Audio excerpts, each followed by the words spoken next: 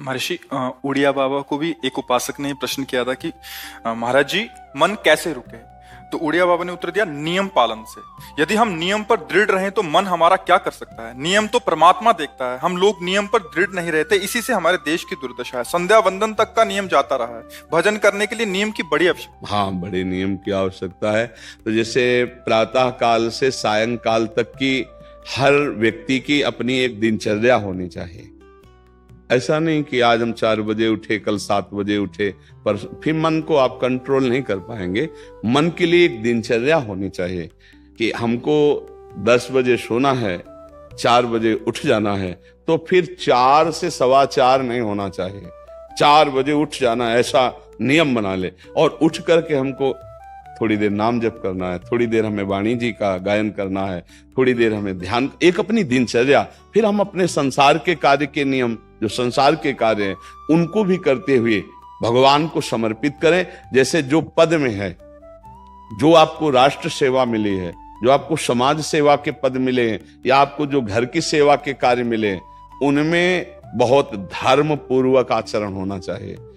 अगर आप अधर्म आचरण करते हैं, अपने पद का दुरुपयोग करते हैं, तो आप सुबह जग करके थोड़ा माला चला लीजिए, फिर भी आपका कल्याण नहीं होगा, क्योंकि आप अपने पद का, अपने सेवा का दुरुपयोग कर रहे हैं। जैसे हम जानते हैं कि अधर्माचरण है, ये अधर्मी है, हमें पता है दोषी है, और वो हमको कुछ धन दे देता है, और हम उसको मुक्त करवाने की बात सोचते हैं, और जो निर्दोष है उसको फंसा देते हैं। अब तुम चाहे जितना माला चलाने की कोशिश करो या दान पुण्य करो, वो तुम्हारा अधर्म आचरण, वो अधर्म का धन तुम्हें सतमार्ग में नहीं जाने देगा। नियम लेना चाहिए कि जिस पद में है, जिस धर्म में है, जिस कर्तव्य में है, चाहे कुछ भी हो जाए, हम अपने कर्तव्य से विमुख नहीं होंगे। जितना जप महान है, उतने कर्तव्य महान है। दोनों बातें समझना है। माला फेरा और इसके बाद बेईमानी, अधर्माचरण, इनका कोई नियम नहीं है कि हमें कैसे चलना है, तो वो माला काम नहीं कर पाएगा, क्योंकि उसका तभी सत्य भाव माना जाएगा माला जपला जब धर्माचरण है। धर्माचरण नियम से। बोले वो बड़े कट्टर नियम वाले हैं, उनको घूस नहीं, आप उनको भयभीत करके नहीं काम करवा सकते, प्रलोभन में काम नहीं करा सकते। ये हमारी गृहस्थी है ना, तो गृहस्थी के पालन के लिए धन चाहिए, और धन के लिए हम धर्म को आगे रखें, धन को नहीं। धर्म को, हमारा कर्तव्य क्या, प्रायः जैसे पूज्य बाबा ने कहा, आज हमारे देश में बहुत दुर्दशा हो रही है। दुर्दशा हो रही, क्यों? क्योंकि सब अपनी जगह से गलत हो रहे हैं। अगर अपनी जगह हम ठीक रहे तो हमारी दुर्दशा नहीं होगी। हमारा भजन कम होगा, लेकिन हम धर्म से चल रहे हैं तो हम विजयी होंगे। हम भगवान को प्रसन्न कर सकते हैं, क्योंकि हमें जो कार्य मिला है वो भगवान का ही कार्य, सृष्टि भगवान का कार्य। जैसे नए बच्चे कुछ वकालत पढ़ रहे थे, तो यहाँ आके प्रश्न किया था कि हम जानते हैं कि वो दोषी नहीं है, हम जानते हैं कि वो दोषी है, पर दोषी हमें पैसा दे रहा है, तो हम वकालत पढ़ी इसीलिए, हम उसको जिताएंगे, तो क्या कोई पाप है? तो उनका खुला पाप है। बोले नहीं, हमारी कोई ऐसा कंपनी दो, ऐसा कुछ बोले कि हमारी कंपनी को ये सिखाया जाता है, तो हमको तो ये करना ही होगा, अगर नहीं करेंगे तो हमारी वकालत का मतलब क्या रहा? तो नहीं, वकालत का मतलब अधर्मी को मुक्त करवाना नहीं है। वकालत का मतलब अधर्मी के सबूत एकत्रित करके उसको दंड दिलवाना है, और धर्मात्मा को मुक्त करवाना है। अब इसके लिए आपके पास अर्थव्यवस्था अगर कमजोर भी है, तो धर्म व्यवस्था आपकी पूरी है। धर्म व्यवस्था ठीक है तो परिवार स्वस्थ रहेगा, सुखी रहेगा, भगवान आप पर प्रसन्न रहेंगे। अच्छा, फिर हमने तर्क रखा कि जैसे आपकी बहन के साथ कोई गलत व्यवहार करे, आपको पता है, और वो आपको 10 लाख रुपया घूस दे, तो क्या आप उसका पक्ष लेंगे? नहीं। तो फिर दूसरी बहन के साथ किया। अब यहां विचार करना है ना, अपने भाई का अगर कत्ल किए हो, मुझे पता हो कि ये दोषी है, तो क्या हम पैसे से उसको मुक्त करने देंगे? लगेगा कि जान की बाजी लगा देंगे, और तुम्हें हम ऐसे ही एक गरीब आदमी की किसी ने हत्या की, तो आपका पक्ष बनता है। पर यह ज्ञान कहां मिलेगा? बिना अध्यात्म के ज्ञान तो मिलेगा नहीं। ज्ञान तो इस बात का मिला कि कैसे पैसा कमाया जाए। अच्छा, वो पैसा यदि अधर्म से आया है तो आपकी दुर्दशा कर देगा, आपकी बुद्धि भ्रष्ट कर देगा। तो जो बाबा कह रहे हैं कि आज हमारे समाज की बड़ी दुर्दशा हो रही, उसका कारण यही है कि हमें अध्यात्म का ज्ञान नहीं, हमें धर्म का ज्ञान नहीं, और बड़ी बड़ी गलतियां हो जाती है। बिल्कुल पता है आदमी निर्दोष है और हम धन के प्रभाव से उसको दंड दे देते हैं। वो दंडा भगवान जब आपको पलट कर देंगे तो आप सह नहीं पाओगे, उसका परिणाम बहुत बुरा होता है। तो इसलिए समाज को चाहिए अपने अपने कर्तव्य का पालन करते हुए एक नियमावली बना ले। जैसे कुछ दुकानों का नियम होता है कि वहां फिक्स रेट होता है, नहीं होता? वहां ये नहीं चलेगा कि कसम से कहते हैं कि तुम्हें हम अपना जान करके कि 100 रुपया मीटर ये मिला है, हम बिल्कुल मुनाफा नहीं ले रहे। नहीं, झूठ क्यों बोल रहे हो? दुकान खोले हो मुनाफा के लिए, झूठ क्यों बोल रहे हो? नहीं लेंगे मुनाफा, हम जितने का लाए हैं उससे मुनाफा लेंगे, पर 120 रुपया मीटर देंगे। कपड़ा बढ़िया है, नाप फिट है, इससे नीचे नहीं उतरेंगे, हमें सफाई देने की जरूरत नहीं है कि हम कसम खाते हैं या ऐसा। हम जानते हो ये बिजली है, दुकान है, नौकर लगे हैं, तो इसका मुनाफा लेने के लिए दुकान खोलें, कोई दान करने के लिए तो नहीं। तो सबको पता है मुनाफा लेगा, लेकिन एक फिक्स दाम, उसे 10-20 रुपया का मुनाफा लेकर के हम उसको बेच रहे हैं। लेकिन झूठ क्यों बोले? झूठ के बिना धंधा नहीं चलता। नहीं, ऐसा नहीं है। अब असत्य बोलोगे तो उससे जो आपको मुनाफा मिलेगा वो आपकी बुद्धि भ्रष्ट करेगा, और सत्य है कि मुनाफा के लिए है वही चीज, और आप एक फिक्स रेट में दे रहे, बढ़िया है। अब अगर आप कोई मिलावट करके भोजन सामग्री दे रहे, आपको पता है, तो जो खाने वाले के हृदय में बैठे हुए भगवान है वो तुम्हारे जीवन में मिलावट कर देंगे, तुम्हारा जीवन महान दुखमय हो जाएगा। ये कहां समझा जाता है? एक आदमी सिंथेटिक दूध बना रहा है, उससे कहो ये अपने बच्चे को पिला, नहीं पिलाएगा। फिर ये दूसरे का बच्चा जब पिएगा तो उसकी हालत क्या होगी? दूसरे शरीर में जाएगा तो हालत क्या होगी? वो केवल धन की बुद्धि रखता है। एक आदमी घी में केमिकल मिला रहा है, एक ऐसे अभक्ष्य पदार्थ मिला है, वो स्वयं नहीं खाएगा, लेकिन वो होटलों में भेजा जाएगा, हजारों लाखों लोग खाएंगे, बीमारी बढ़ेगी, उसको रुपया से मतलब है। ये चीज, ये दुर्दशा हर जगह धर्म का ज्ञान न होने के कारण फैल रही, नहीं फैल रही। एक मरीज बीमार है, असली दवाओं में पैसे ज्यादा है, नकली दवा लेकर के असली के दाम में बेच देना, उसको बिल्कुल फायदा ना होना।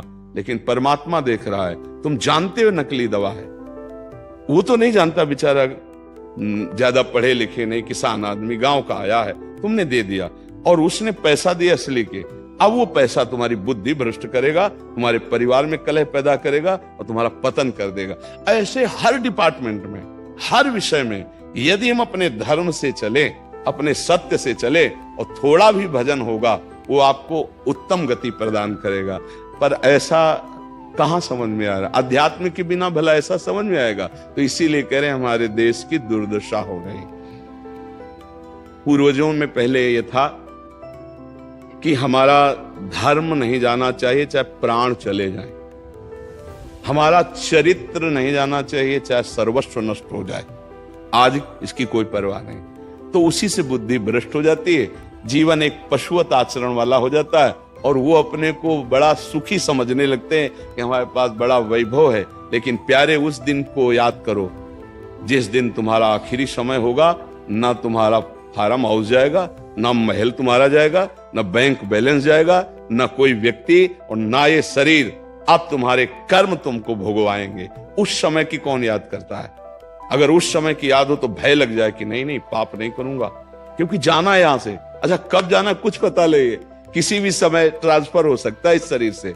तो हमें लगता है कि महापुरुषों के जो वचन है कि हमें एक नियम से जीवन जीना चाहिए, धर्म पूर्वक जीवन जीना चाहिए, अपने कर्तव्य का पालन करना चाहिए।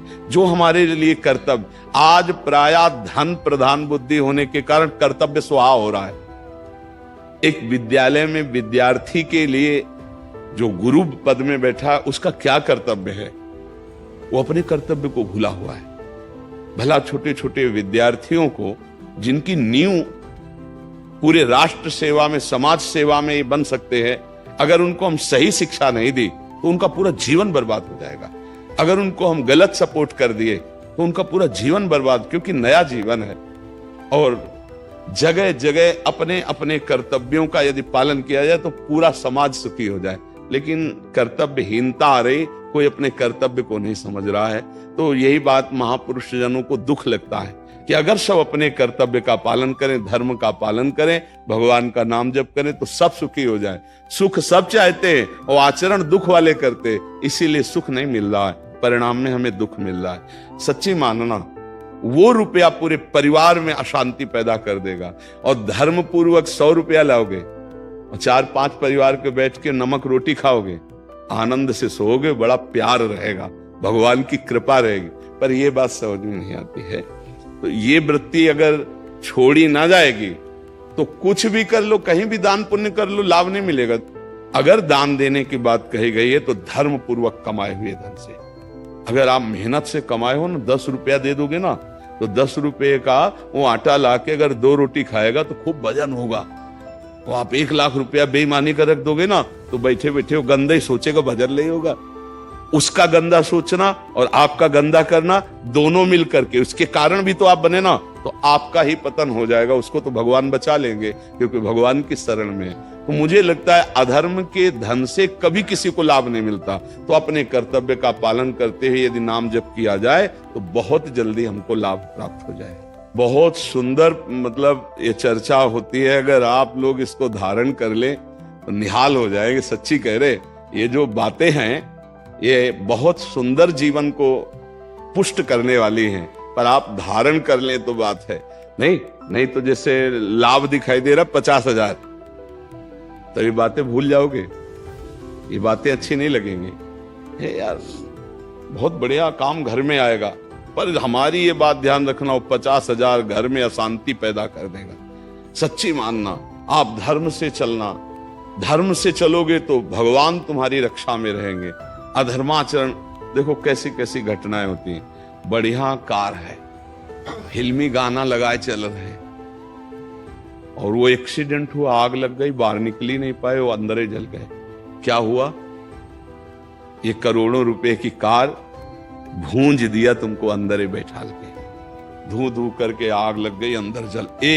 ऐसे जलना चाहते हो या भगवान के आनंद में चिंतन करके शरीर छोटे हो फिर दाह संस्कार हो? ऐसे कि सब लोग भगवान के नाम का कीर्तन करते ही जा रहे, फिर आपका अंतिम संस्कार, वहां जीवित जल गए। क्या हो सकता है?